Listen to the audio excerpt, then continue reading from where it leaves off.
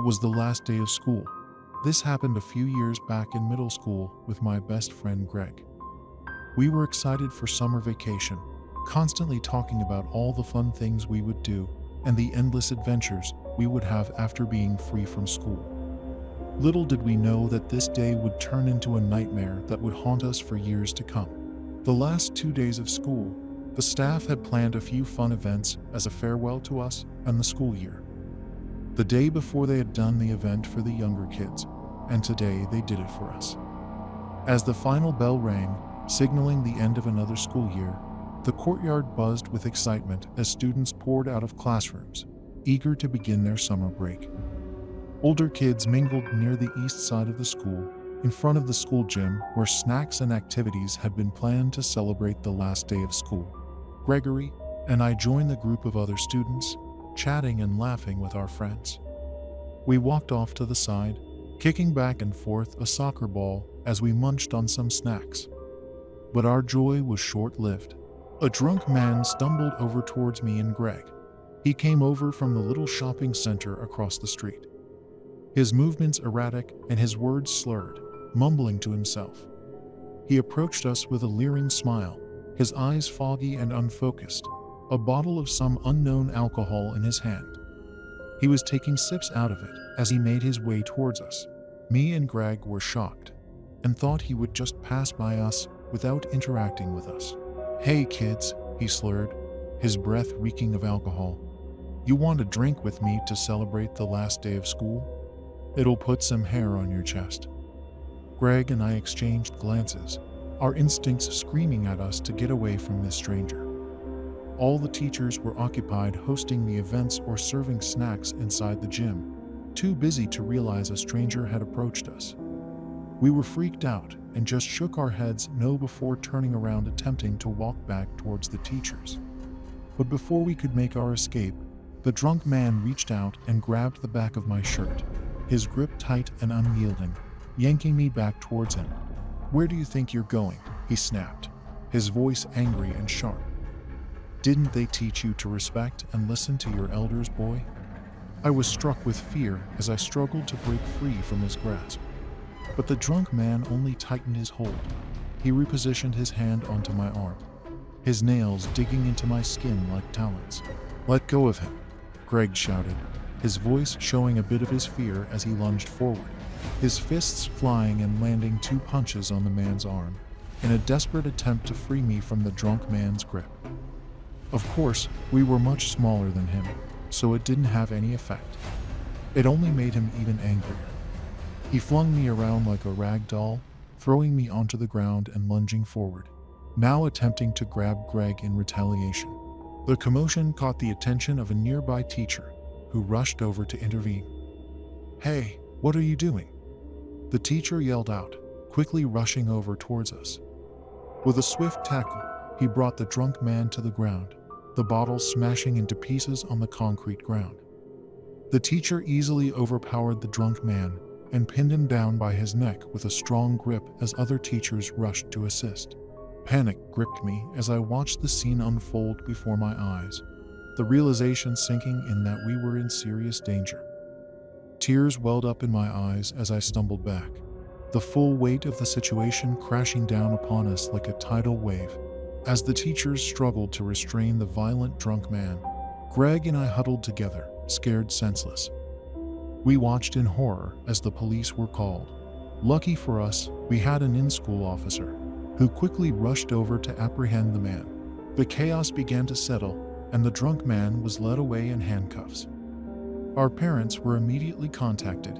They were fueled with rage, and decided to press charges against the man who had attacked us on what was supposed to be a joyful day. The memory of that terrifying encounter hung over us like a dark cloud over our summer vacation.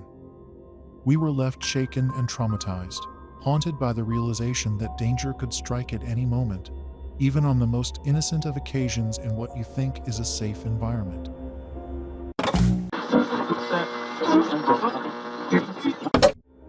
I was a junior in high school when this happened.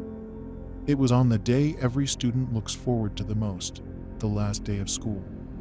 I made my way through the crowded halls, feeling excited to finally put this part of my life behind me. Little did I know that this day would mark the beginning of a nightmare I could never forget. Among the sea of faces, one stood out. Jesse. He had always been there, always trying to socialize with my circle, his eyes following me wherever I went. I always noticed that throughout high school, but I never paid it much attention, thinking he just had a crush on me or really wanted to be my friend. Despite his attempts to talk to me, I would just engage only enough to get him off my back. But on this particular day, Jesse approached me with a hesitant smile, his eyes filled with a mixture of hope and uncertainty. "Hey Alexa," he said. You could tell he was super nervous. "I was wondering if I could get your number. So we can keep in touch over the summer." His request caught me off guard, but I figured if he did end up texting me, I didn't have to respond anyways. So I nodded with a smile and exchanged numbers with Jesse before giving him a small wave goodbye and telling him to have a good summer. Some days passed, and I just spent my time enjoying the summer break to its fullest when I finally got a text from Jesse. A simple, "Hey, how's summer vacation treating you?" We went on to just chat it up about what we've done the last few days and any future plans for the summer. He seemed genuine, sweet, and like a completely different person than who I knew at school. I guess maybe I didn't really give him a chance during the school year.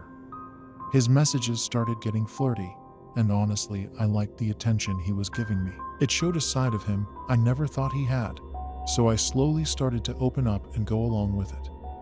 After a few days of talking back and forth about all kinds of things, Jesse asked me out to dinner, a little date as he put it. It took me a few minutes to fully decide, just staring back at the message on my screen, debating whether to say yes or to make up an excuse. I then just thought to myself, well, what the heck, I'll give it a try. What's the worst that'll happen? We decided on the upcoming Saturday. Jesse picked me up for our date, his smile bright, but I could tell he was a little bit nervous. We went to a local restaurant, but I couldn't shake the feeling of discomfort that I had throughout the night. I tried to engage Jesse in conversation, but our personalities seemed to clash like oil and water. He didn't seem like the same person I spent days texting. To me, it felt like he was just putting on an act over the phone to win me over. It was like he was two different people. It became clear to me that we were not compatible, and I made the decision to end things after the date. Of course, I was nice about it and just gave him the easy, "I don't think this will work out. You're a great guy, but I think we should just stay friends." The drive back home felt a little awkward. Jesse still tried his best to converse with me, and of course I would acknowledge him the best that I could. Arriving home, he quickly stepped out and opened the door for me, being a gentleman and helping me out of the car, even after I had let him down. As I said goodbye and began to walk up the driveway to the safety of my home, I couldn't shake the feeling of him watching me, his eyes burning into the back of my skull. I wasn't sure if it was just a nervous feeling after ending things, or if it was a gut feeling. As I reached over to unlock my house door, I turned my head slightly to take a glance at him from the corner of my eye. Jesse still stood there, watching me unlock my house door. From what I could tell, he had a serious look on his face, no smile, just emotionless staring at me as I unlocked my door. I stepped inside the house and turned around to face him as I prepared to close the door. A rush of fear filled my body as I made eye contact with him. He stared back at me emotionless, not even a smile still, just staring at me as if completely full of anger. He raised his right arm to wave at me, still emotionless. I quickly waved back and threw him a smile before closing the door, shaking in fear at the sight of his anger. A few days went by and strange messages began to appear on my phone, cryptic and weird from random numbers or ghost accounts on social media. Random knocking on my window every few nights woke me from my sleep in a sweat. I had a gut feeling it was him. We had no cameras at home to prove it, but I knew it was him. When the knocking would happen, it was always late at night when everyone was asleep. I found myself constantly looking over my shoulder, afraid of what I might see. I knew for a fact that it was Jesse, I confided in my friend Carly about the situation, seeking her advice on how to handle Jesse's increasingly stalkerish behavior. "He's become obsessed with you," Carly whispered, her eyes wide with alarm. "You need to do something before it's too late," Carly remarked, her brow furrowing in concern. "You should maybe talk with him, tell him to cut it out, or you'll call the police on him." Taking Carly's advice to heart, determined to confront Jesse and put an end to his increasingly toxic behavior, I gave Jesse a call. I mustered the courage to have a deep conversation with Jesse about his behavior. He acted innocent at first, but I guess speaking with me put him at ease, and he admitted to a few things, saying it was just childish pranks or some other excuse. He then promised to give me the space I needed, as long as we could talk in person one last time. I don't know what went through me. Maybe I was just scared he would continue to harass me if I didn't go along with it. So I agreed. I told him that we would meet in a public place, just for an extra layer of protection to hopefully stop him from acting up. We decided to meet at a park in my neighborhood, but as I stood face to face with Jesse, his eyes filled with a manic intensity, I knew that things were far from over. He refused to accept my rejection, his words turning to threats and insults, begging me to go on another date with him, or he would continue to mess with me. He even threatened to blackmail me and tell everyone at school that I was sleeping around with him and lots of other guys, which was definitely not true.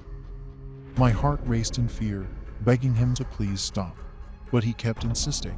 I tried to fight back tears as he continued on, trying my hardest to not show weakness in front of him. It failed. A stream of tears poured down my face as I quickly turned around and ran home, terrified and shaken. I told my parents about everything, and we sought legal protection against Jesse.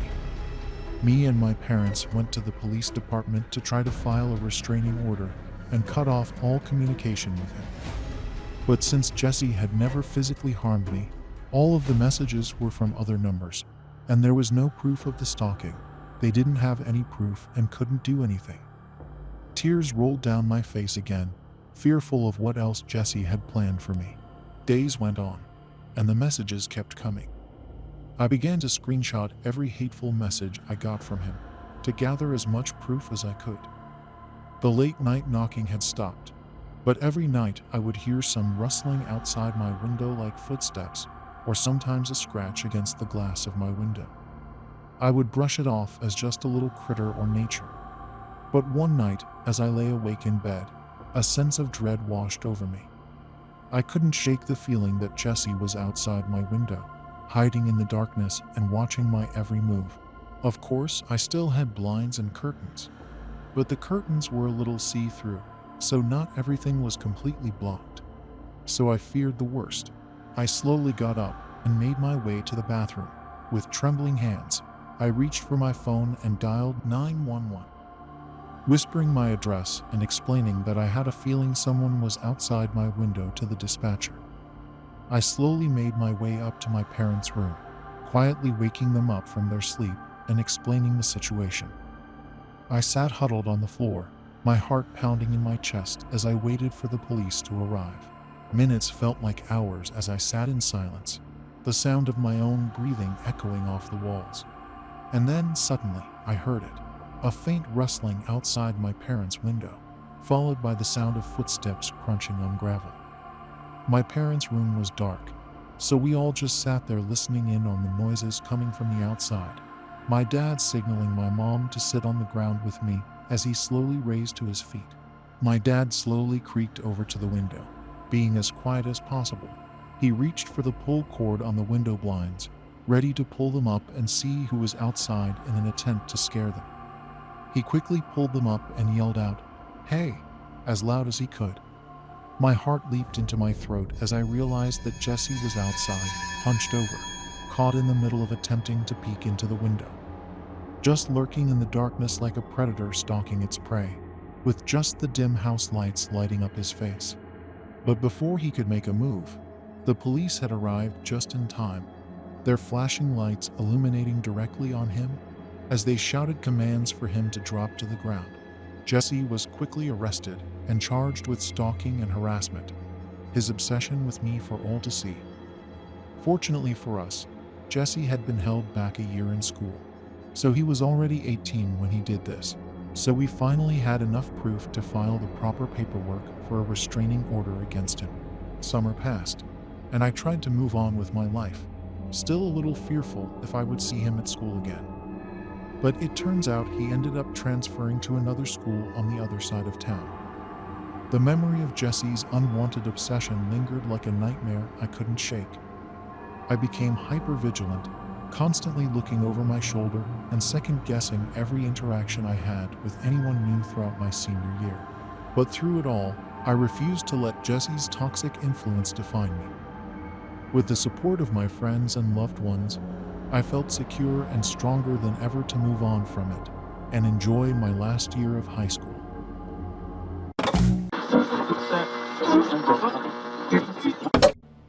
The final bell of the school year rang, signaling the beginning of summer vacation and the end of our sophomore year in high school. Jerry, Mason, and I were so excited as we stepped out of the school building, eager to take on our summer vacation. We all lived in the same neighborhood, not too far from school, so we would always walk home together, our conversation going on about summer plans and trips we could take.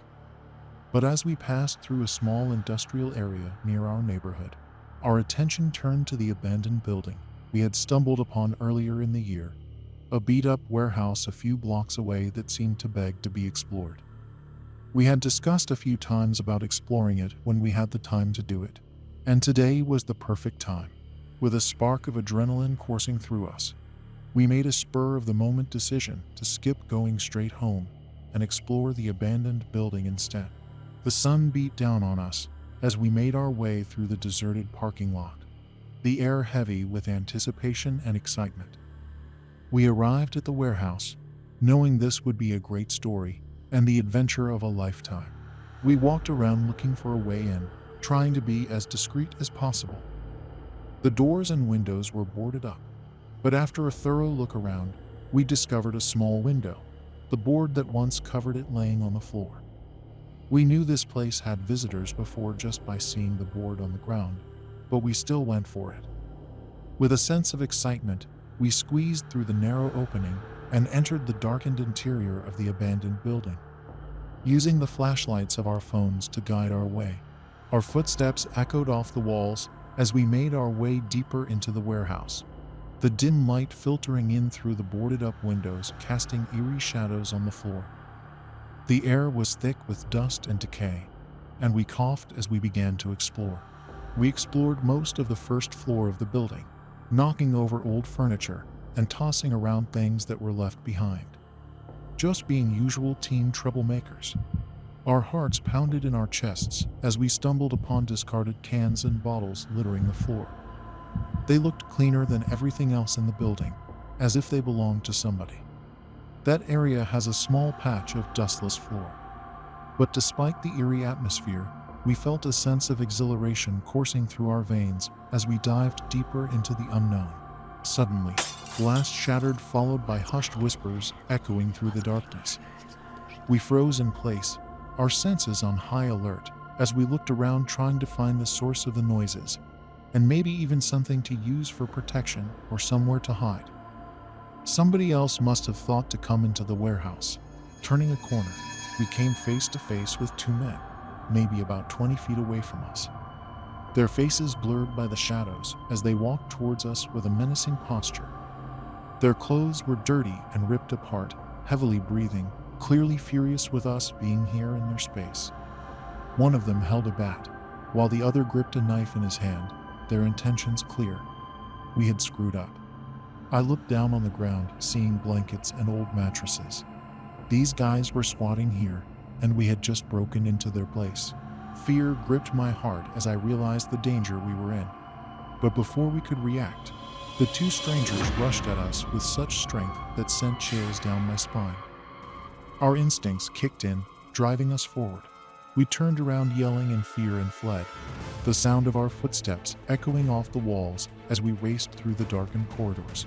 We rushed out down the halls of the building as fast as we could, trying our best to stay together and avoid getting caught by the two strangers. Jerry stumbled and tripped over debris. We quickly stopped and rushed over to help him up, the strangers quickly catching up to us, gasping for air as we pushed ourselves to the brink of exhaustion. Behind us, the sound of our pursuers grew louder, their shouts sending shivers down our spines. They continuously cursed at us and threatened us as they continued to chase us, swinging their weapons around like crazy. Finally, we flung ourselves through the window we came in from, stumbling out into the open, gasping for breath, but we couldn't stop yet. We quickly gathered ourselves until we were all out, then continuing to run for our lives. After getting a good distance away from the building, we collapsed onto the ground, our bodies bruised and battered from crashing into everything in our way as we exited. As we caught our breath, the realization of what had just happened washed over us like a tidal wave. We had narrowly escaped our possible death, our lives spared by nothing more than luck and desperation. But even as we picked ourselves up and dusted ourselves off, we were still in such a shock and just jogged home, promising to not tell our parents about it, since we didn't want to get in trouble with them for breaking into that building. We continued on enjoying our summer vacation, still fearful of the thought of what those guys could have done to us if they caught up. We never did something as reckless as that again, and avoided walking down that street ever again.